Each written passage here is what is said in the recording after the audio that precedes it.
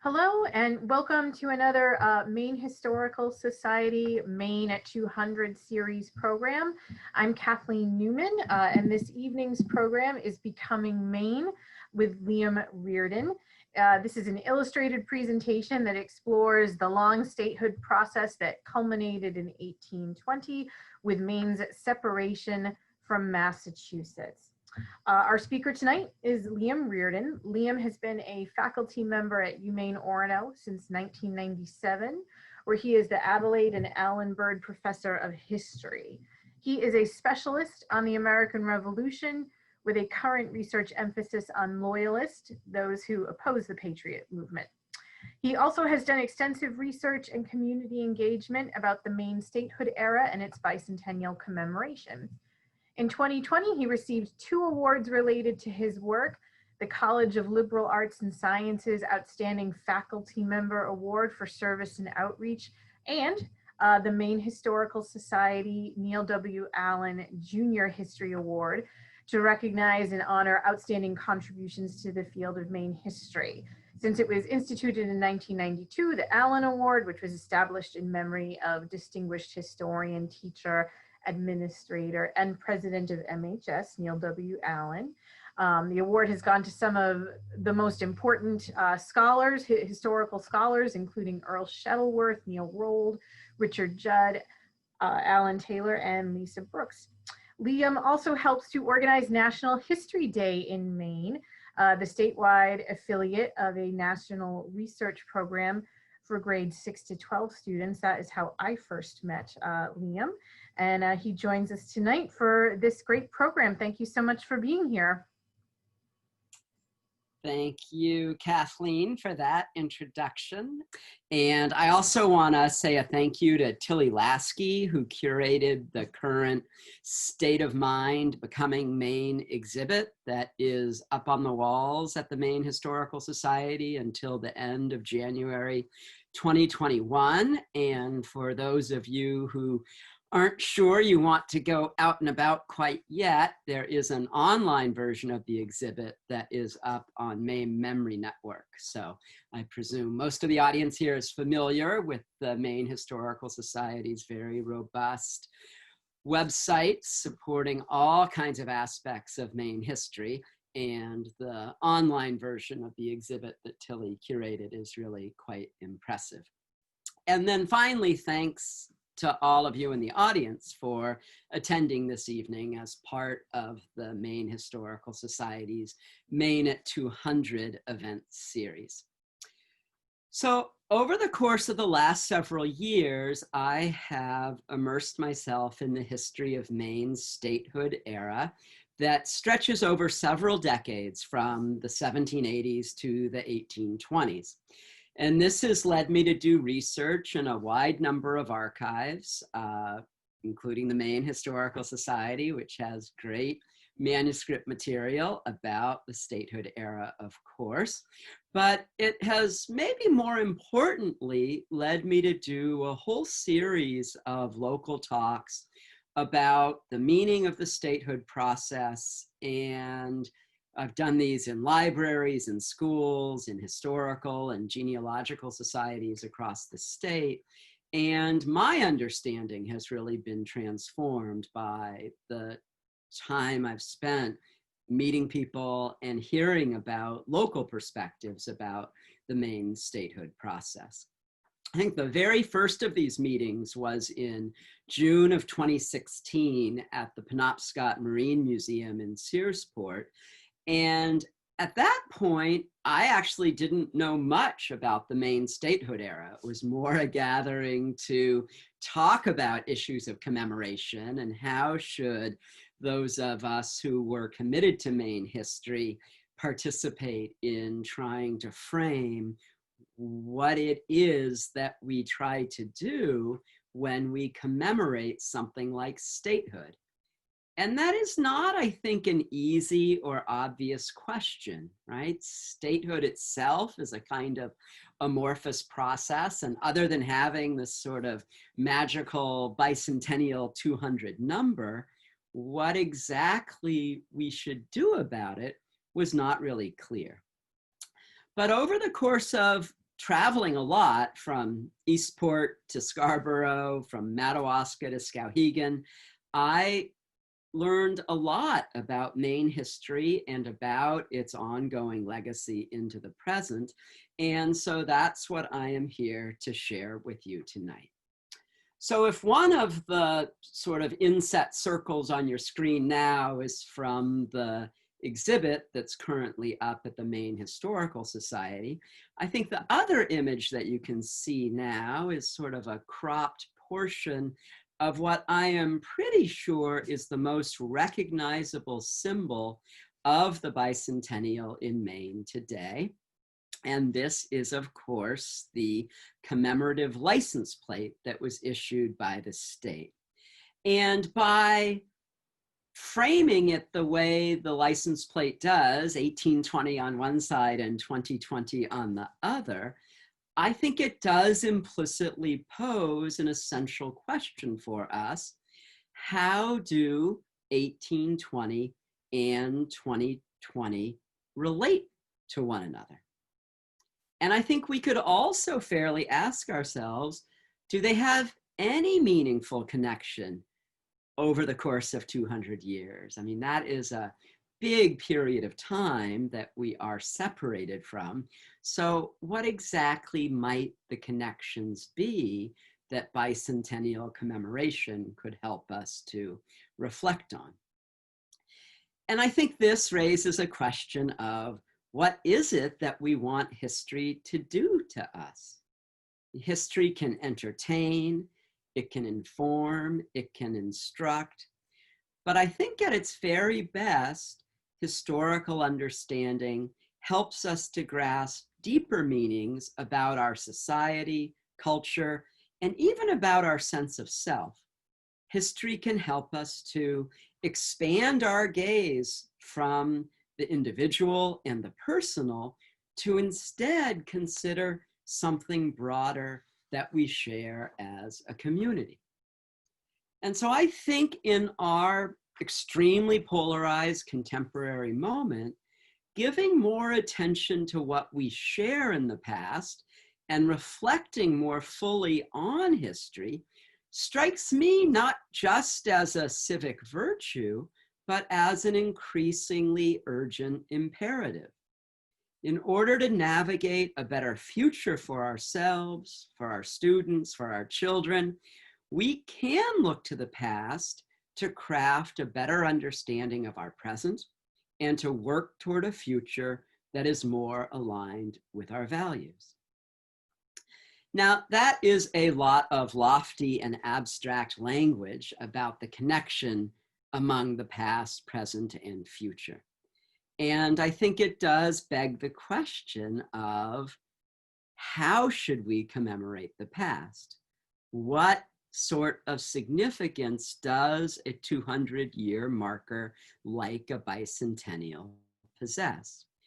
And so to start to answer that question, I want us to move beyond the branding of commemorative products like that license plate and instead engage with material from the Maine past. And I want to start with an object that was created in 1900 by Edbury Hatch. He was a man who was trained to be a ship masthead carver, really in the height of the age of sail in the middle of the 19th century. And eventually that occupation withered up in Maine before the end of his life, and he ended up doing incredible works of folk art that he used to decorate the inside and outside of his house. And this, I think, is one of the most magnificent examples of his work, a wooden carving of the state of Maine seal that he made around the year 1900. Now, this gets us partway back to the statehood era, but certainly not all the way back. He clearly had an investment in his sense of the state of Maine in carving this about maybe 3 or 4 feet across and 2 or 3 feet tall, and quite an impressive object. But what I want to say about it is more an anecdote about my own experience of this object and a lesson that I have drawn from it. So I first recognized this object when I saw it as the terrific opening object on display at an exhibit at the Farnsworth Museum in Rockland. And I was really kind of blown away by it. It was so interesting. It was so carefully done. And like the museum geek that I am, I went over to the label to find out a little bit more about the object. And I was shocked to discover that it was owned by the University of Maine and that it hung on the wall in the Special Collections Library, where I have spent hundreds of hours doing research. But I had never noticed the object until it was moved and placed in this other setting of a museum where I was using my eyes in a different sort of way. And so part of the lesson for me in Edbury Hatch's carving of the state of Maine seal is a lesson about the presence of history all around us. And that sometimes our commemoration can be best served by simply slowing down and opening our eyes to what is already all around us and being a bit curious about what is that and why is that and what might it mean. So Edbury Hatch has helped us get partway back to the statehood era. And I want to turn now to really the heart of my presentation, which is framed around 4 connections between the statehood era, and I define that as from the 1780s through the 1820s, so a relatively long period of time when the question of Maine's independence from Massachusetts was being debated. And what my talk highlights are 4 past-present connections, 4 aspects of that broad statehood era that were important at the time and widely recognized.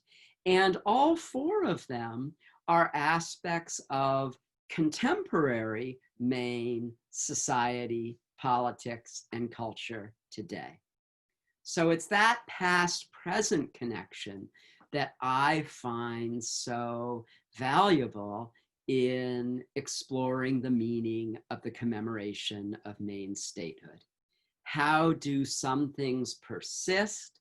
How do other things change? And what is that relationship, that tension between past and present, between persistence and also significant change? So I'm going to start with the most famous dimension of Maine statehood. This is part of the Maine statehood story that is familiar to almost everyone, but it's quite a complicated political issue, and it can be a bit confusing even to historians specializing in the period.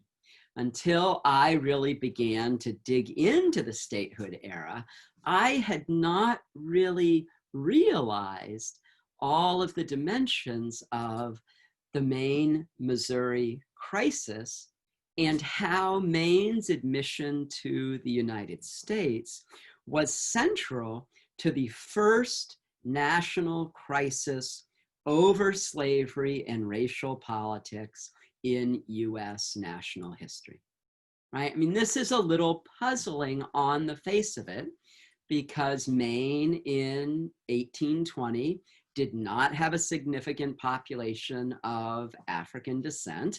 And in fact, Massachusetts had outlawed slavery by 1780. So there are no enslaved people in Maine or Massachusetts by 1820. Yet it was absolutely centrally involved in this explosive issue. So the image that we're looking at is sort of a classic one that appears in, I would say, every US history textbook that explains the, as this map says, Missouri Compromise. So we have Maine admitted as a free state in 1820, and that was linked to the admission of Missouri as a slave state in 1821, right in the middle of the map, coming in from the Louisiana Territory. And part of this linkage included the drawing of that red line, the 3630 line, and it was decided that although Missouri would be a slave state, future states to come in north of that line in that other unorganized territory would not be permitted to enter the US with slavery as a legal institution. Now, there are at least two aspects of this standard textbook map that I think are in error. And one of these was raised at one of the very first meetings that I had. I think it might have even been that very first one at the Penobscot Marine Museum in 2016 to talk about the bicentennial and its commemoration. And a woman in the audience was kind of upset, and she raised her hand and said, you know, when I went to school in Maine, we were taught about this issue as the Maine-Missouri Compromise, not just the Missouri Compromise as it appears on this map. And, you know, I thought that was sort of amusing, and I think she is right. We should think of it as a linkage between the two. But the second key shortcoming for me concerns the word compromise. And to explain why I think compromise is a misleading way to describe the way in which Maine entered the Union, we have to take a somewhat deeper dive into how Maine statehood triggered this national controversy over slavery. So, as one of the final steps to attain statehood, Maine submitted a petition to the 16th US Congress in December 1819, requesting that Maine be admitted as a new separate state from Massachusetts. And right away, this ran into a problem. And one of the members of the Maine House of Representatives wrote back to William King, the leading politician in the state, in the District of Maine. And he said that Maine's request might be rejected. And he warned William King and said that we should say nothing opposed to the wishes of the Southern people. And then he added a PS at the end of the letter, a letter that I read in the William King papers at the Maine Historical Society. He added in a PS here, I hope the people of Maine will remain still on the slave question. Now, what has happened is that the Maine petition for statehood arrived at the US Congress at a moment that it was absolutely deadlocked. So there's a persistent issue of US political history. Things in Washington, D.C. are at a standstill because they cannot agree on fundamental issues.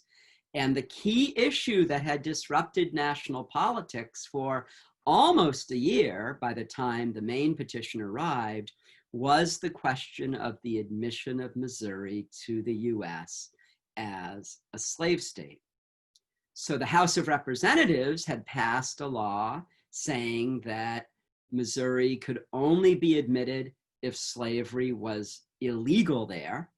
But the US Senate disagreed and said that the national government did not have the right to dictate those sorts of rules. And so there was an absolute standstill. And here is how a Maine newspaper described the mood and temper of developments in Washington, D.C. in the month after the Maine petition had arrived. It wrote, the debate has at length commenced in the Senate and absorbs so much attention that until it is indefinitely settled, it may also almost be said that no other business will be done in Congress. Never were the galleries and lobbies more crowded. So this issue of slavery in Missouri has absolutely exploded. The galleries and lobbies are crowded. Nothing can get accomplished until this is resolved. Well, it ends up being resolved by the complicated political leadership of the Speaker of the House, Henry Clay. Clay was from Kentucky, a state very similar demographically to neighboring Missouri, and he put together this complicated package that would allow Maine and Missouri to come in along with other issues like the 3630 line that I've already mentioned. The key vote goes to the House of Representatives on this linkage, and it passes by just 3 votes, 90 to 87. So after being before the Congress for almost a complete 12 months, the admission of Missouri is allowed by the narrowest of possible votes, 90 to 87. Now, what is most fascinating of all from a Maine perspective is how the delegates in the House of Representatives from the District of Maine voted on this bill. And another sign of our difference with this past era is that in March of 1820, there were 7 members of the House of Representatives from the District of Maine, right? It wasn't even an independent state, but it still had a huge number of congressmen, many more than we have today. Now, those 7 congressmen split in their vote. 5 of them, the majority, opposed the admission of Maine to the US if it was linked to the expansion of slavery with the admission of Missouri, and only 2 representatives from the District of Maine voted in favor of Maine statehood. Moreover, if those 2 had joined with the 5 in the majority from Maine who opposed Maine statehood through this route, it would have been enough to derail this forced linkage of Maine and Missouri.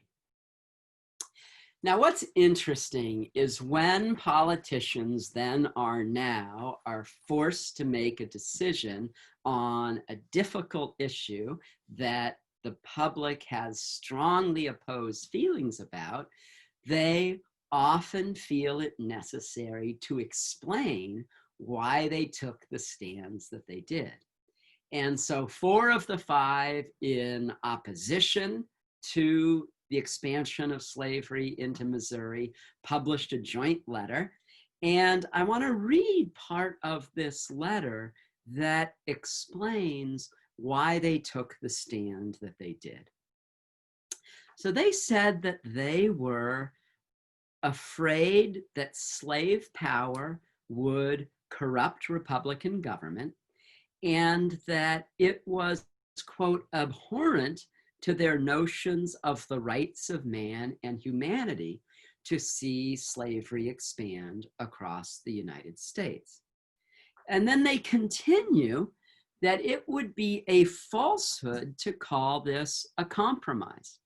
We utterly protest against and refuse to sanction it with our approbation.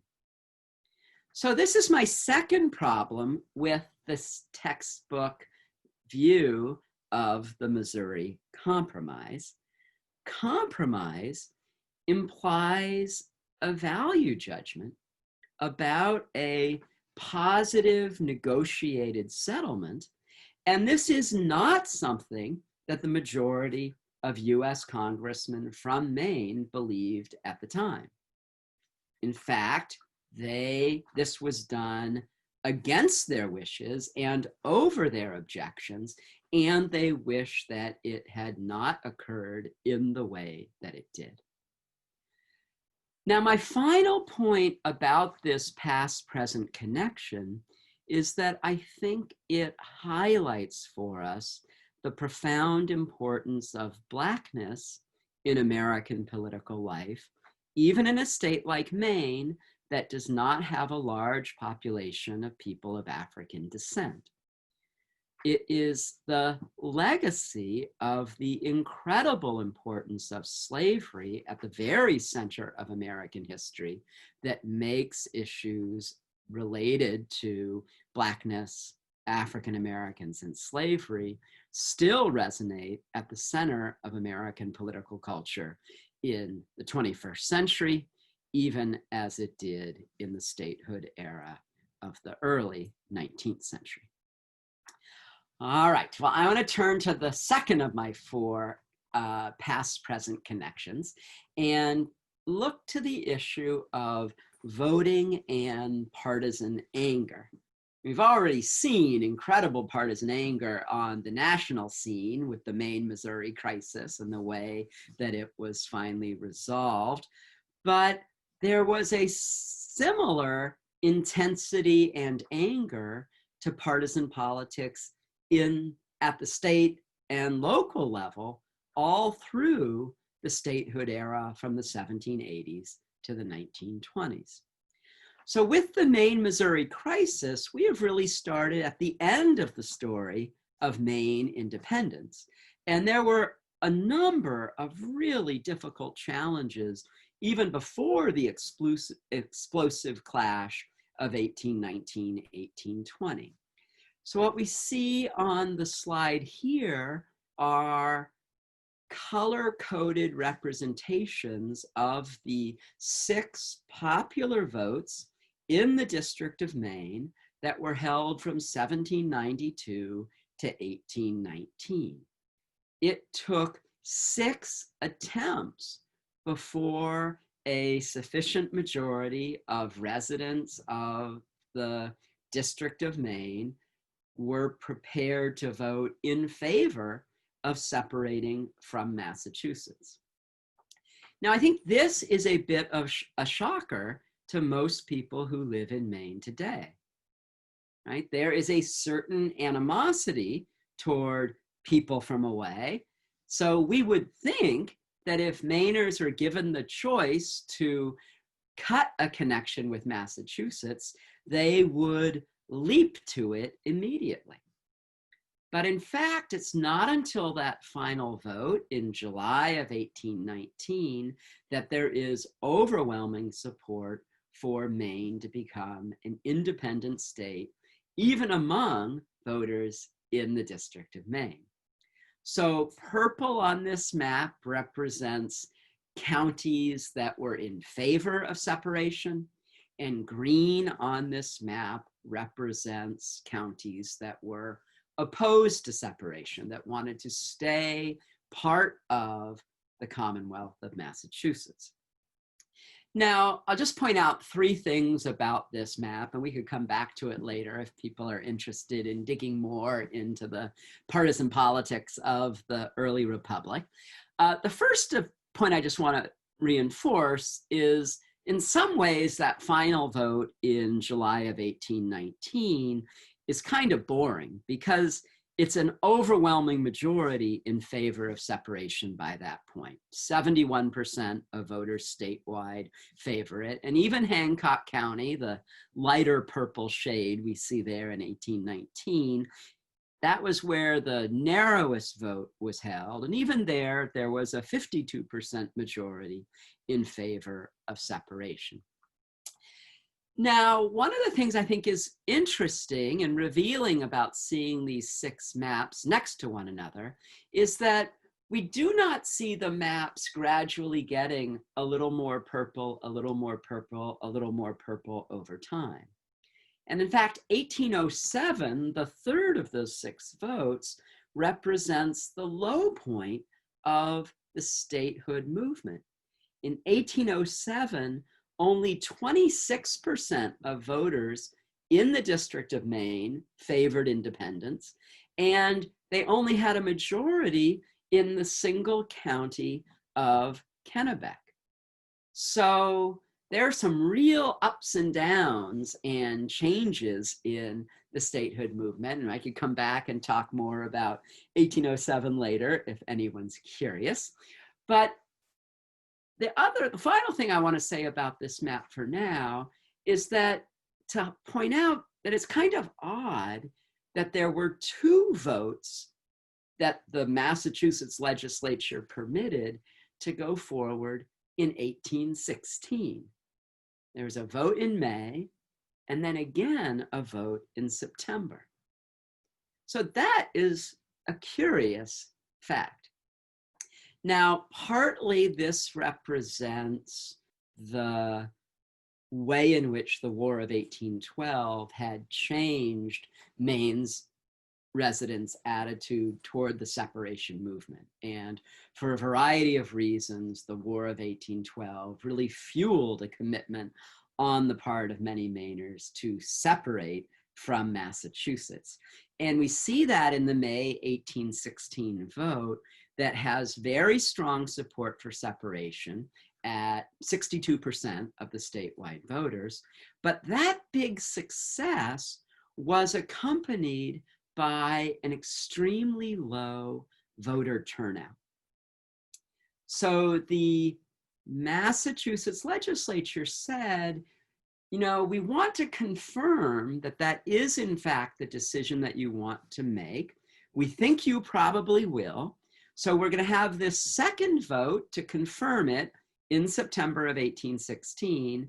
And at the same time that you're confirming your desire to become independent, we also want you to elect delegates to a state constitutional convention. Now, what ends up happening is a mass mobilization of both the pro-separation and anti-separation sides. So we have a much higher turnout at the second vote, but a decrease in the percentage of voters in favor of separation.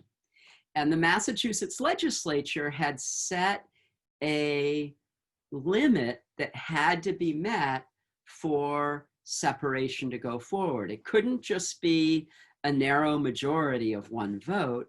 It had to be a 56% majority. Now, this seemed pretty safe. In September, there had been a 62% majority. But when the votes are counted in September, there were 54% of voters in favor of independence. And so this leads to a very controversial attempt by separation leaders to try to explain using new math why 54% actually did exceed 56%.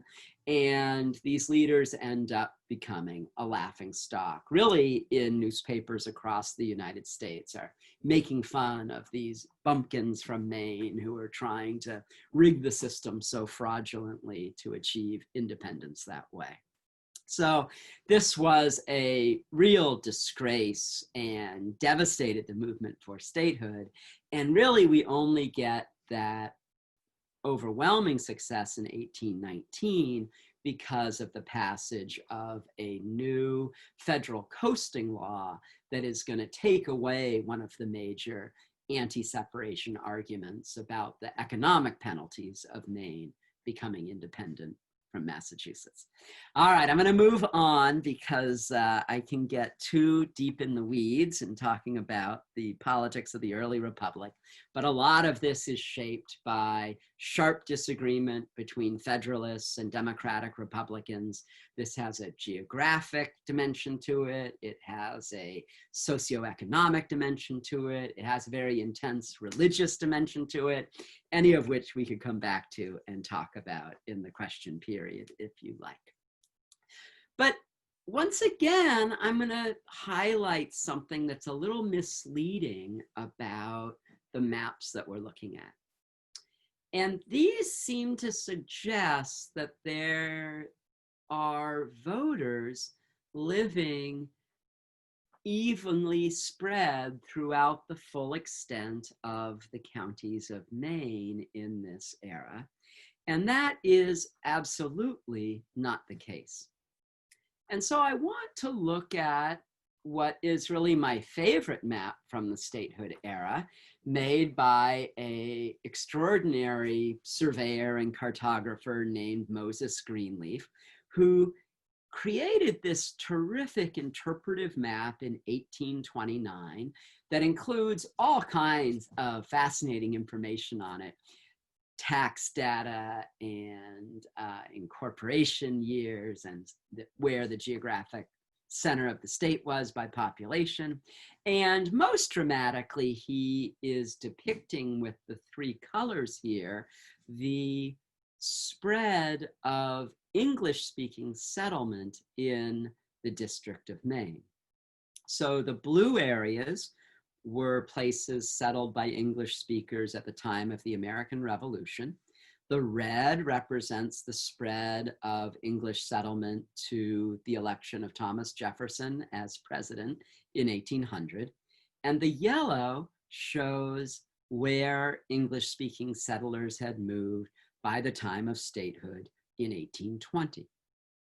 And it is only in these areas and only English-speaking men who are the voters who are permitted to weigh in on the question of Maine separation. And I think Greenleaf was very attentive to these questions about the significance of where one lived in shaping one's political vision, because he lived at the very top of this map, just under the compass rose in sort of modern day Milo and Brownville.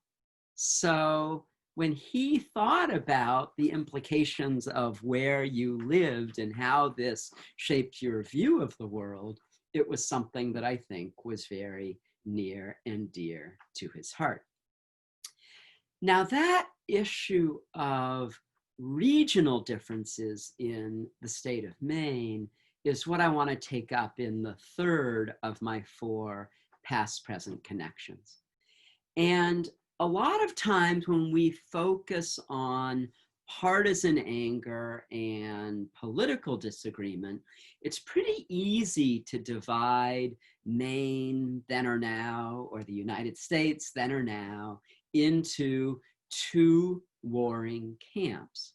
But I think that that bipolar explanation of the politics and culture of Maine in the statehood era is really misleading. It really looks too narrowly at thinking about what was the world of Maine in this era. So the third issue I want to take up, the third past-present connection, is about regional diversity in the District of Maine, and to remind us all that that northern international border that was so clearly etched in the political maps that we looked at a second ago of the different votes, that is a total projection or a fantasy based on what we know will eventually be the borders of Maine, but that no one in the statehood era understood. Right? The northern border of the state of Maine, of course, will not be officially settled until the Webster-Ashburton Treaty of 1842. So 2 decades after statehood, we still do not have a clear sense of where the end of Maine is and where the northern boundary of the United States is as well. Now, this confused situation is a result of the treaty that ended the American Revolution. And what we're looking at here is a detail from a very famous British map that was issued in several editions in the 18th century, incredibly detailed, huge map, maybe 15 by 20 feet in dimension. I've had the pleasure of seeing a physical copy of it at the Osher Map Library at the University of Southern Maine.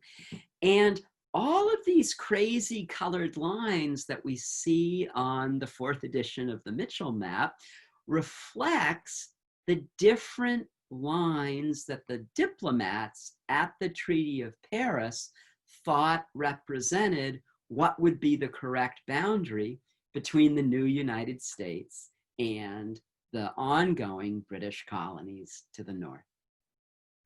So there is language in the treaty that defines how the line will be run, but the actual meaning of those words on the ground in northern Maine were completely unknown. And it would take decades and decades as a route is slowly developed. And again, not until 1842 do we get that final decision about the St. John River as the dividing line.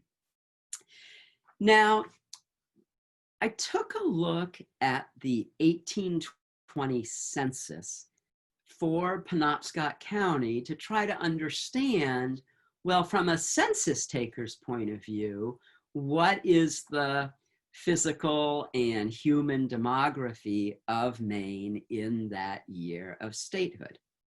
And in Penobscot County in 1820, a brand new county at that point, only 43 towns, and 15 of them just had a number, hadn't even been given a name yet.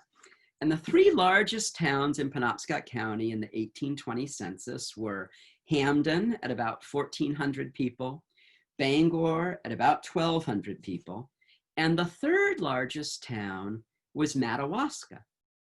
And there's a little asterisk in the US Census, the published version that was printed in Washington, D.C. in 1820. And if you look in the asterisk, there's a little footnote at the bottom, and it explains a little more about what this place, Madawaska, was. It said, this is the French settlement near Canada, about 200 miles from any town in Maine, from which there is no way to Madawaska. So there's a kind of classic Maine phrase, right? You can't get there from here. It is only accessible via New Brunswick in, quote, a way very circuitous up the river St. John. The French have supposed they were in Canada, but it is probable the county line, when run, will divide Madawaska between Penobscot and Washington counties. Now, of course, there are a number of errors with that assumption by the census taker. And the most profound one is that when the line was run, it ends up dividing the French-speaking community at Madawaska, some of them in the United States and others in Canada. So this large community of French speakers on the St. John River has an experience that is completely distinct from the sorts of partisan debates and votes about the Maine statehood era that we focused on earlier.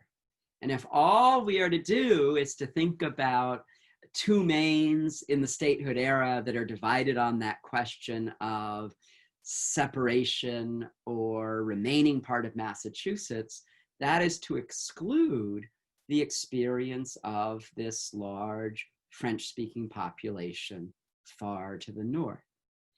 And that is a fact of the statehood era that is also an aspect of contemporary Maine society, culture, and politics in really powerful ways. And this was made abundantly clear to me when I gave a talk about the statehood era at Madawaska High School, and the sense of isolation and the sense of not being included in part of the political discussions in the rest of the state were extremely palpable. Now, that sense waxes and wanes, I think. And I think with the tightening of the international border after 9/11, that sense of being cut off from Canada was heightened. And I think, again, in our current moment, as the international border has closed, the sense for people in the St. John Valley of facing extremely different issues from the rest of the population of Maine is strongly and palpably felt. So let me move on to a fourth past-present connection, and then I'm very happy to take questions or carry on a discussion with anyone who has the endurance to do so.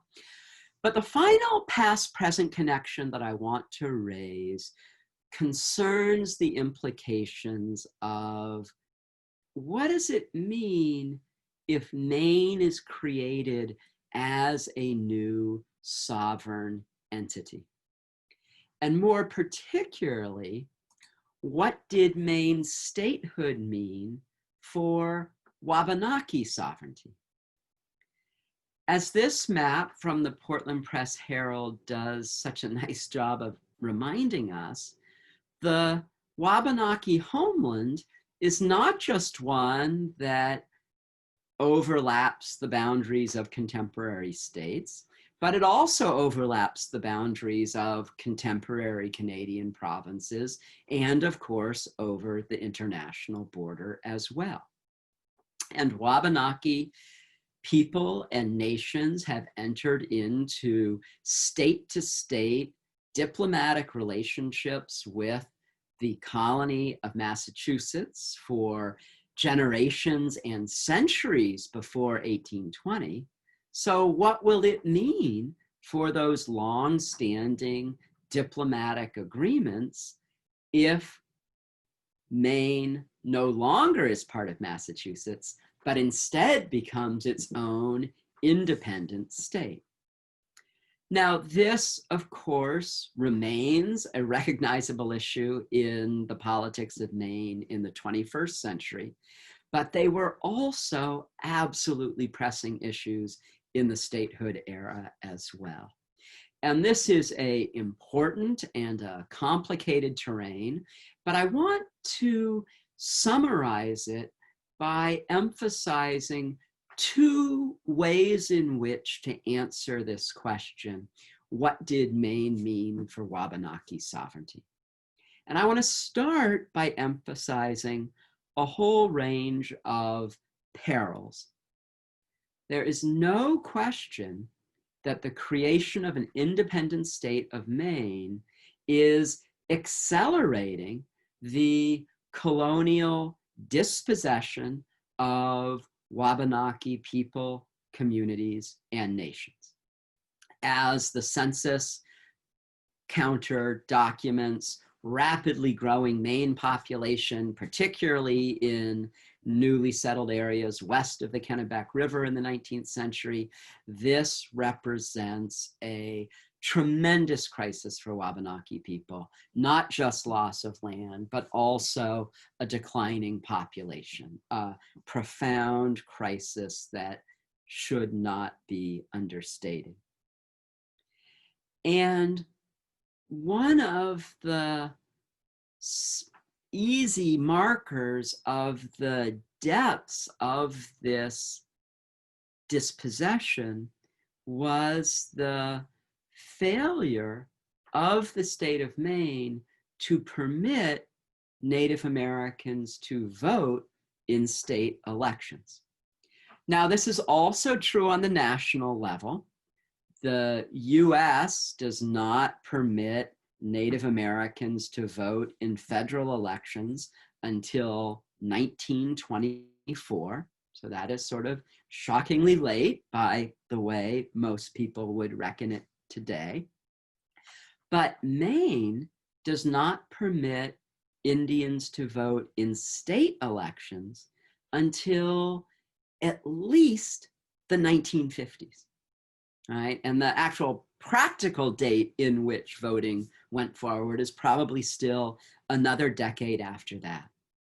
So Maine is the second to last state in the US to allow Indigenous people to vote in state elections. Now, against these real perils and challenges, it is also crucial, I think, that we acknowledge the persistence of Wabanaki people in their traditional homeland.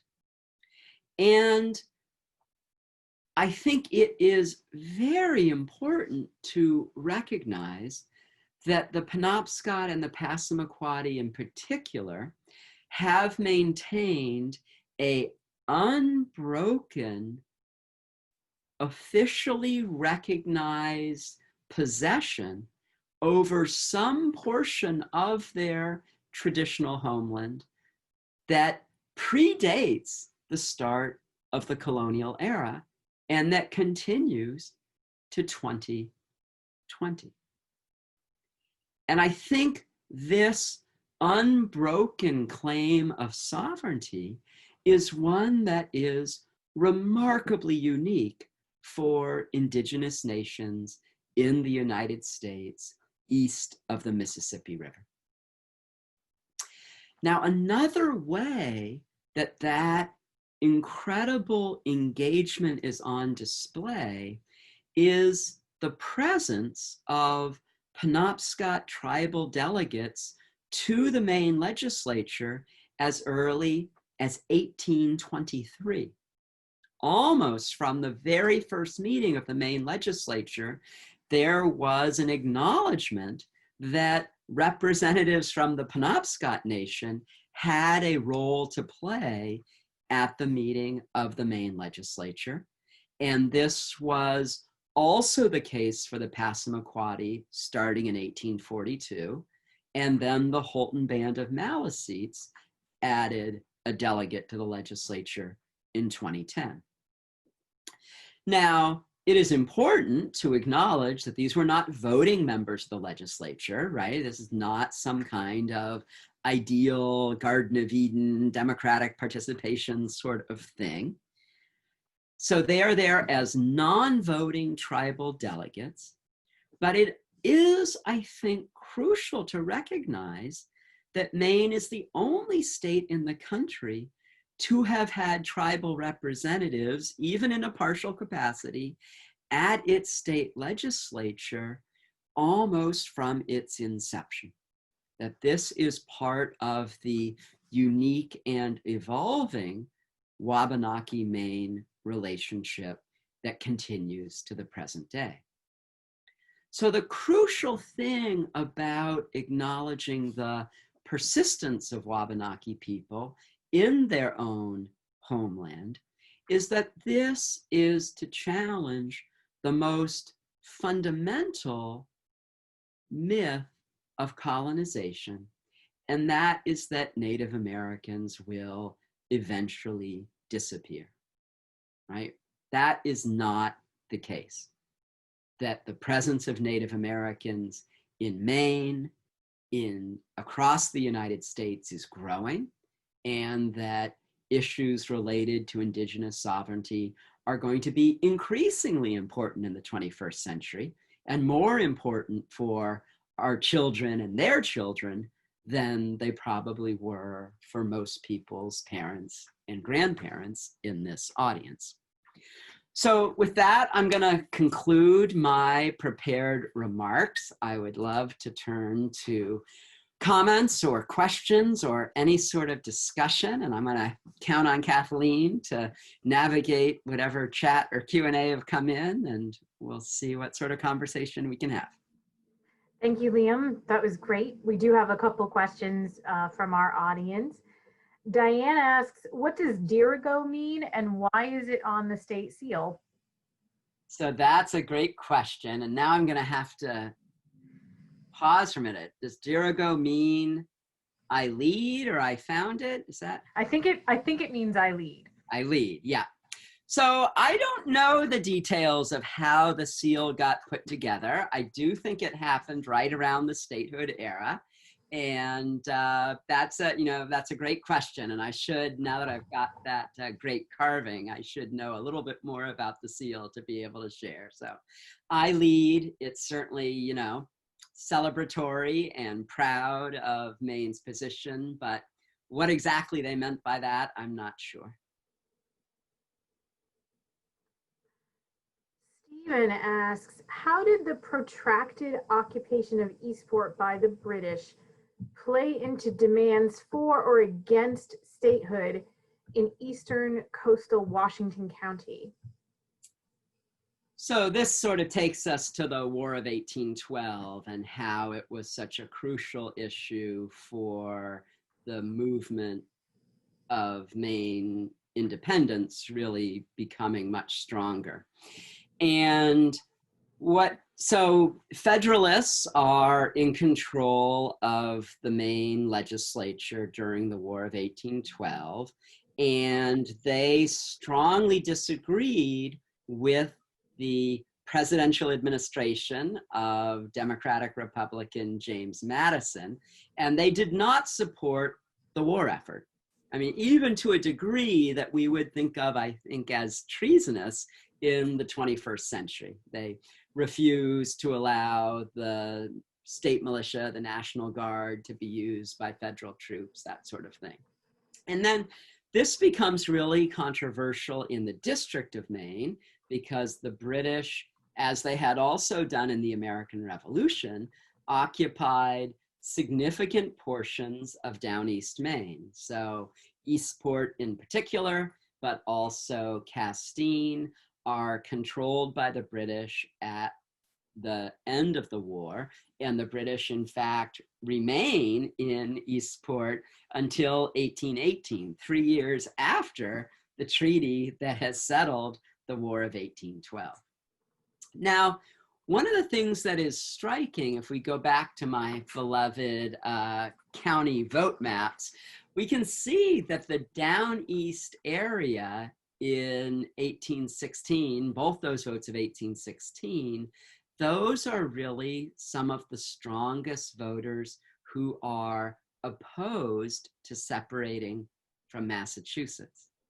So those are places that are lightly settled coastal communities. They've got strong Federalist traditions in many respects.